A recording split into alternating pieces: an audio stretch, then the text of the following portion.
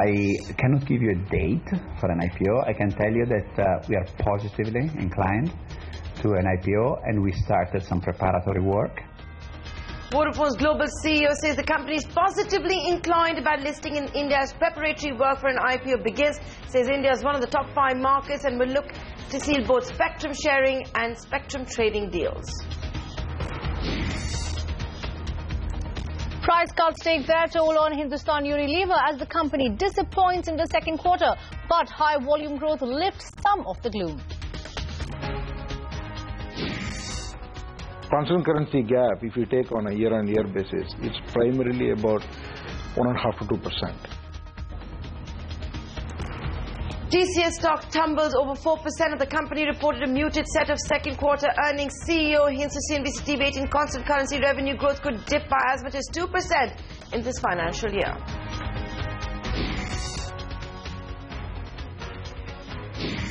I think people are ready to come in. I think they're very enthused by the reception that they're getting from the current government. India is the best place to invest in the world according to a survey among CEOs by EY. Ease of doing business also sees major improvement. Inequality widening across the world, and in India, a Credit Suisse report shows the top 1% own 53% of the total wealth and the top 10% own 76% of the wealth. As the race for the next SEBI chief heats up, sources tell CNBC TV 18 that the Finance Ministry is not impressed with the 55 applicants so far. Selection committee may invite suitable candidates with high stature. The Serious Fraud Investigation Office starts its crackdown in the forex scam at the Bank of Baroda. The new non-executive chairman, Ravi Venkateshan, says he's deeply anguished. HDFC Bank initiates damage control after the arrest of one of its executives. 8 lakh small chemists across India against online retailers, accused that e-tailers are circumventing prescriptions as they fear a 40% hit to their business. It's a breather for Ola and Uber. The Delhi High Court allows taxi aggregators to use diesel cars till March 2016, asked the operators to submit a schedule on how all cars not running on CNG will be phased out by the deadline. And Idea Cellular is the outstanding company of the year, and Pidilite is the most promising company. We reveal all the winners of the CNBC TV 18 India Business Leader Awards today.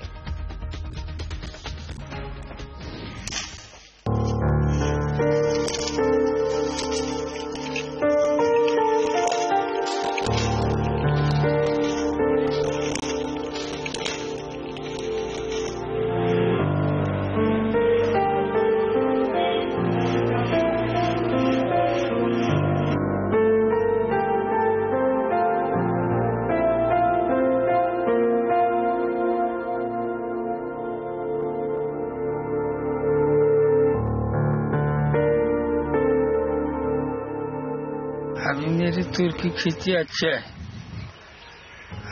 अगर बारिश नहीं आए तो पूरी खत्म हो जाएगी। मंडी में माल कम रहने से प्राइस ज्यादा है। In Latur district, most of the dal mills are operating at 25% capacity, and many have even shut down. ये साल तुअर क्रॉप कम है, उड़द कम है, मूंग का क्रॉप कम है, इसलिए सभी भाव डबल हो चुके हैं।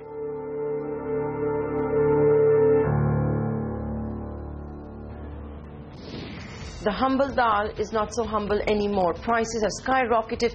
What you just saw were highlights from a CNBC TV 18 special report last night on the plight of farmers who grow pulses in Marathwada, the drought capital of India. Many are moving on to other crops, which is a key reason why prices are spiraling out of control. The government has finally decided to act. Good evening, and thanks for joining us on India Business Hour. Kritika, I know how much you love your dal. Did you eat any of it today? Well, I don't have pizza like you, Nantar. I only have dal, and just like me, it's a staple diet for most Indians. Hopefully, I and other Indians are hoping that prices would be brought under control. And Nantar, obviously, government needs to take some measures, and is possibly taking measures to get some kind of pricing under control by now. That's right, Kritika. In fact, earlier today, the Finance Minister did announce some of those measures. We'll tell you what these are in just a bit. We're going to begin India Business Hour with all the action from Dalal Street. Markets ended in the red for the third straight day. Losses, however, were minimal and participation was low. Nifty managed to defend the 8100 mark yet again, and that's after losing over 20 points. Sensex lost over 66 points amid low volumes. Mid-caps ended the day with marginal losses in what can best be described as an uneventful day on Dalal Street. Under macroeconomic data, wholesale price index has moved marginally higher, but it is going to remain well within the deflation territory for the 11th straight month. For September, WPI stands at minus 4.54%, marginally higher when compared to August. But it's the prices of pulses and onions that continue to sting. Onion prices did spiral out of control, rising by over 103%. Dal, the humble dal that we were just talking about, is now expensive by nearly 39%. And while we're speaking of pulses, this is what the Finance Minister addressed the media on. The government has finally decided to act and bring prices of pulses under control. Arun Jaitley today announced that India would import 2,000 tons additionally after hearing a review meeting. Not just that, the Price Stabilization Fund is going to be invoked to put a lid on the surging prices. Further quantities over the next few days will also be imported into the country so that the supply side problem can be taken care of, which will have an impact on prices. We've also decided to invoke our Price Stabilization Fund. The government will continue its imports as long as it is required, because even after the new crop comes, we anticipate a shortage. Because in this country in the last several years, it is clear that we don't produce enough pulses as is required for our consumption. So import is going to be necessary, and we shall keep continuing importing just so that there's enough stock. And because we shall also be using the Price Stabilization Fund for the handling and cleaning and other milling charges, I'm sure the states are going to be able to get it from the central government at a rate which they can afford to give it to their customers. All right, those were some of the measures taken by the government to contain prices. But let's move on to corporate news. We told you first on the 25th of May this year, and it's now official. In India, to review Vodafone's operation, the Global Chief Executive Officer, Vittorio Colau, has confirmed that the company has indeed begun groundwork for an IPO. Now, Colau also walked the corridors of power, meeting Finance Minister Arun Jaitley. Sources say the 20,000 crore rupee tax issue did come up for discussion. Colau also met Telecom Minister Ravi Shankar Prasad. The meeting, of course, comes amid the call drop controversy and telecom companies demanding more spectrum and more towers. Colau says that India is one of the top 5 markets for the company and that Vodafone is looking at both spectrum trading and sharing deals. I cannot give you a date for an IPO. I can tell you that we are positively inclined to an IPO, and we started some preparatory work. We haven't made the final decision because there's many factors that can influence one way or another, but we are positive. You talked about how the India story is looking promising to you across a bunch of segments. What does that mean now in terms of incremental capex, specifically in the context of you starting your 4G operations at the end of this year?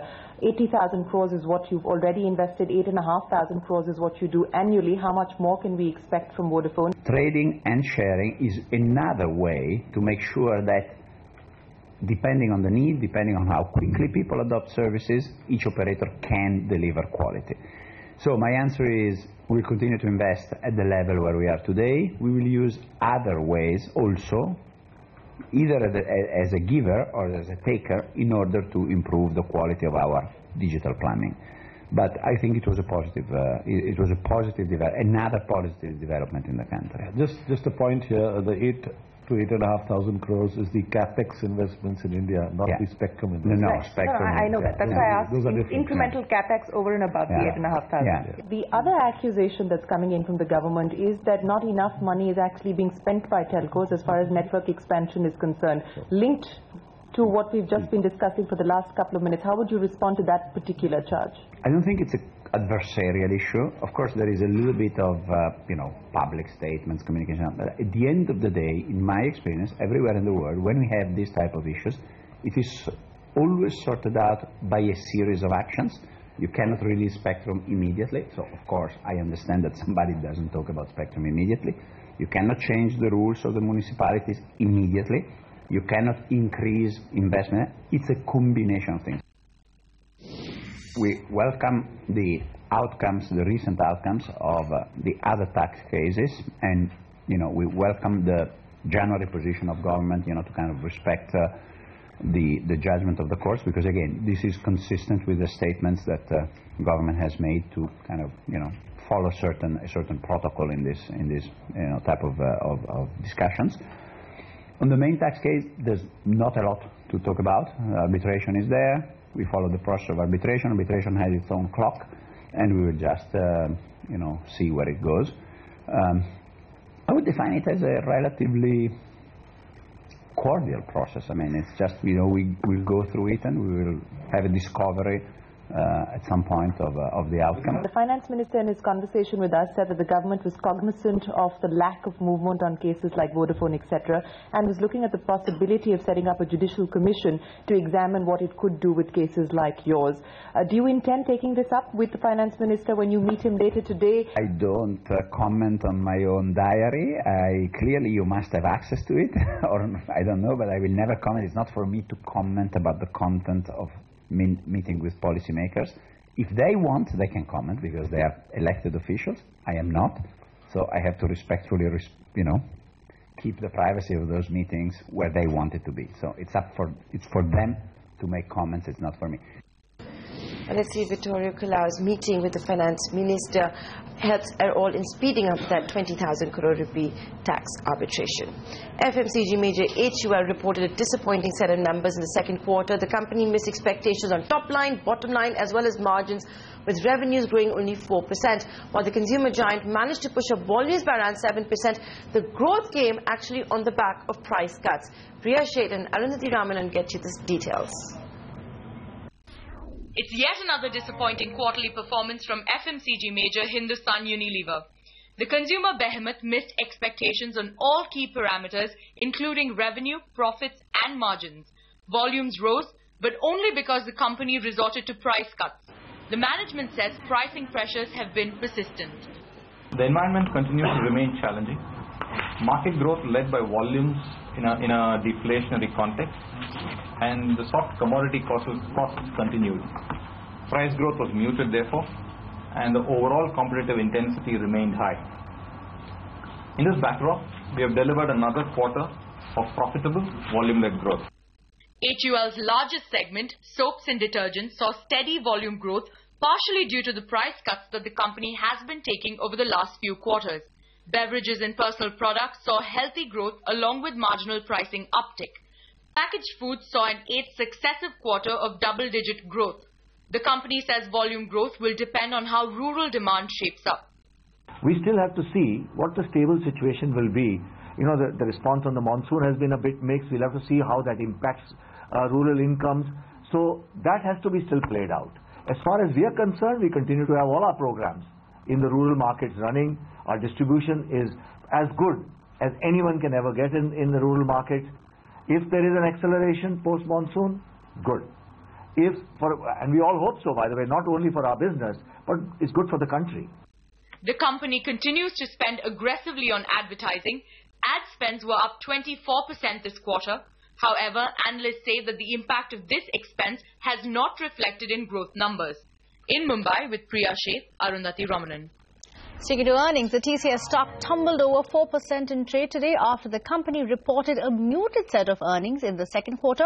What added to the concern was CEO N. Chandrasekaran admitting to CNBC TV 18 that constant currency revenue growth should dip by as much as 2% this financial year. Here's a report. It's an important space for me as well. TCS's magic spell has been broken. The IT giant failed to fire up the street with its performance in the second quarter. And this despite analysts having toned down expectations on the back of what was a lackluster start to the year. The fine print in the numbers is somewhat worrying. TCS saw a constant currency growth of 3.9% in the September quarter, a marked slowdown from the 6.3% growth it registered in the same period last year, and the 5.4% rate it clocked the year before. The management blamed the sluggishness on the insurance segment in its Diligenta portfolio. The energy vertical and the Japanese market were the other pressure points. But what has the street even more concerned is TCS's muted outlook. MD and Chief Executive Officer N. Chandrasekaran told CNBC TV 18 that constant currency growth may dip by at least 2% this fiscal. I think constant currency last year had a kicker in the Japan acquisition. Because of Japan, yeah. This year it doesn't have it. So otherwise the gap is about 1 or 2%, which will be explained by the softness in the three places I've said. Okay. So the gap is constant currency gap. If you take on a year-on-year basis, it's primarily about 1.5 to 2%. While the company says it will take steps to address this revenue gap, the management maintains that it is not falling behind peers in the Indian IT pecking order. I'm quite happy with the progress that we have so far. And we see market share gains or wallet share gains in most of our existing customers. We are not losing out in any of the areas. Are we necessarily participating to the same extent that some others are participating in the hype cycle? TCS is banking on its digital business growing over 11% in the third quarter to drive revenues and win back investor confidence. The IT giant has stayed ahead of the growth curve over the last several years. However, with Infosys and Cognizant close on its heels, the fight for the top spot is once again becoming a hotly contested battle. In Mumbai with Menka Doshi, Kritika Saxena. Okay, so let's move away from earnings corner now. India is the best investment destination across the world. That's according to a survey by EY's annual attractiveness survey that was conducted among 505 CEOs across the world, and India has emerged on top after garnering investments worth nearly $31 billion in the first half of 2015. 32% voted for India as the most attractive market over China, Brazil and all other Southeast Asian countries. 76% of the respondents felt India's macroeconomic stability makes it more attractive against 70% last year. 68% believe India's FDI policy is very attractive, and that's also a sizable jump when compared to last year.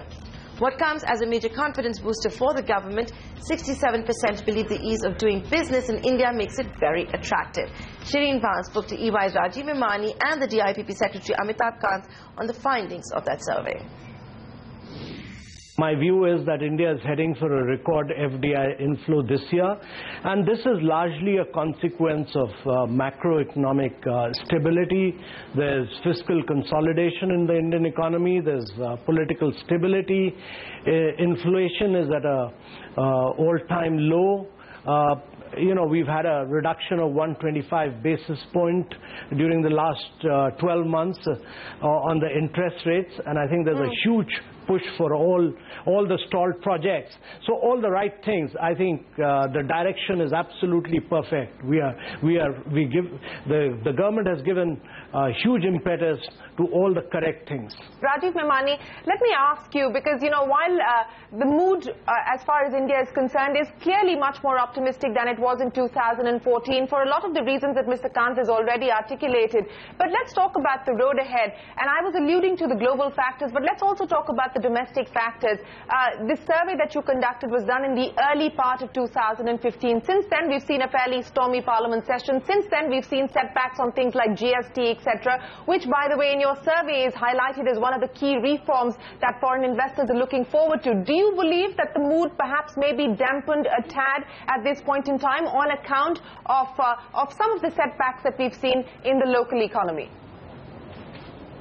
No, Shireen, I continue to believe that there is a general level of optimism that still prevails.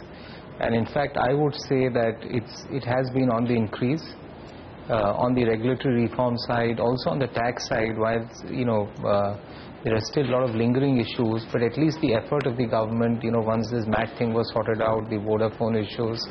So I would think that overall the mood is still buoyant. I think the key thing from a government standpoint, I would say, which will really change the tide even further, would be if the demand in India starts growing further. And if some of the large contracts are issued, some large projects get on stream, whether it's in defense or it's in railways or it's in infrastructure, I think people are ready to come in. I think they're very enthused by the reception that they're getting from the current government. All right, moving on. Inequality in India and across the world is only widening. A recent wealth report by Credit Suisse throws up some startling revelations. The top 1% now own 53% of India's total wealth. Now, in the last 15 years, of course, they have been glorious for the rich as they owned about just 37% of the total wealth in 2000. What's more, the top 10% own more than 76% of the total wealth, which leaves less than 23% of the wealth for 90% of India's population. Now, India's wealth has increased by over $2.2 trillion in the last 15 years.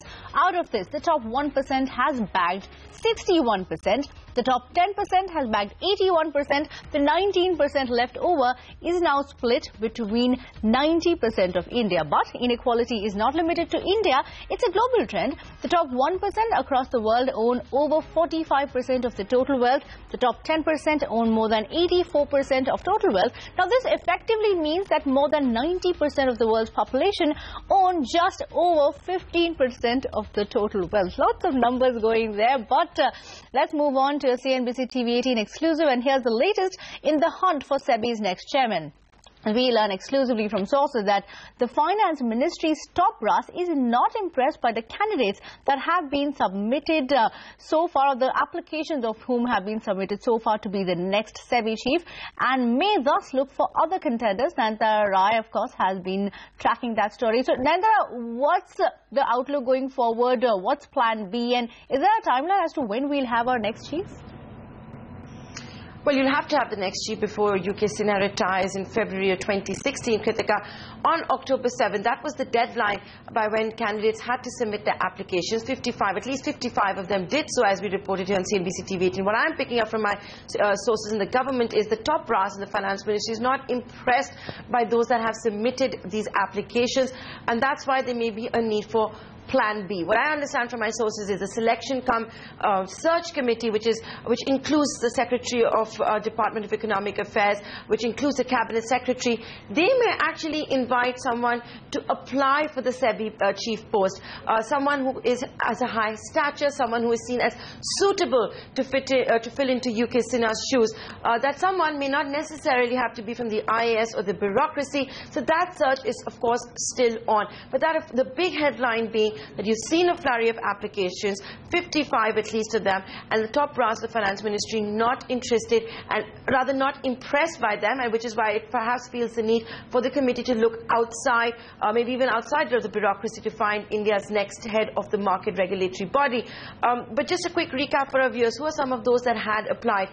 It's a lengthy list. We'll take you some of the key names. The former Deputy RBI Governor Subir Kokand, the current Disinvestment Secretary Aradhana Jory.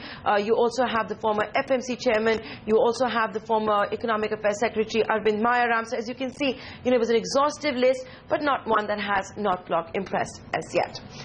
Moving on, it may have started off at Bank of Baroda, but its tentacles have clearly spread over to other banks. The alleged forex fraud has hit Northblock and other banks like HDFC. CNBC TV 18 learns the Serious Fraud Investigation Office of the SFIO has been roped into that investigation.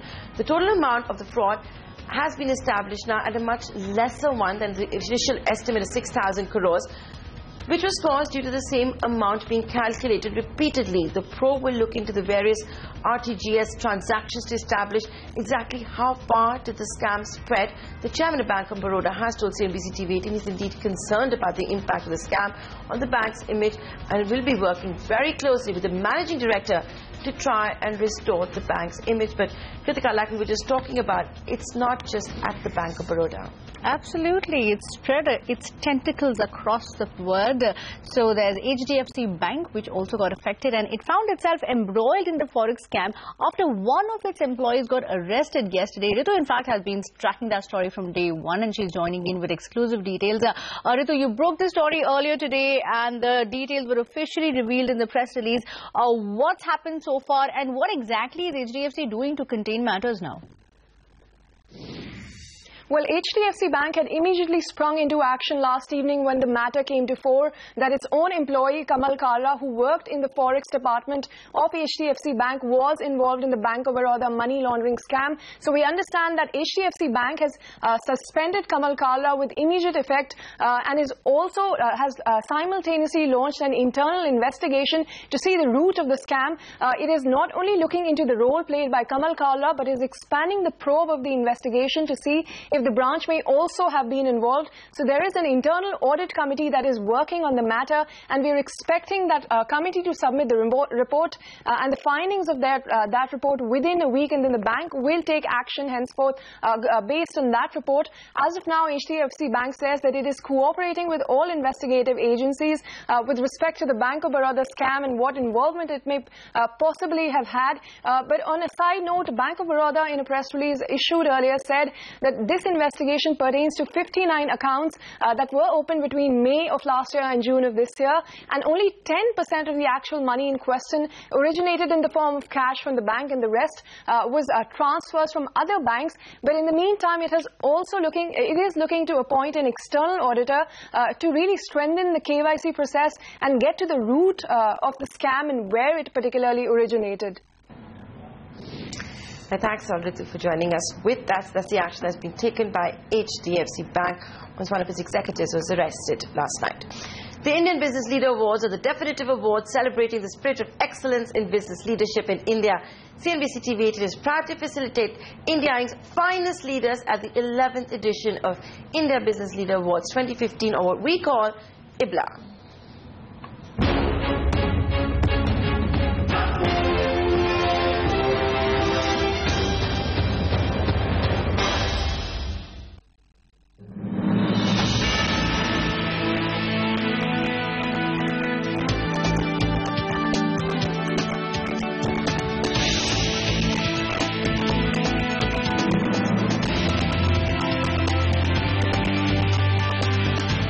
TV 18's India Business Leader Awards are synonymous with business excellence and leadership. The jury deciding the winners of the 11th edition of CNBC TV 18's India Business Leader Awards met in Mumbai, led by veteran banker Uday Kotak and Sun Farmers Dilip Sangvi.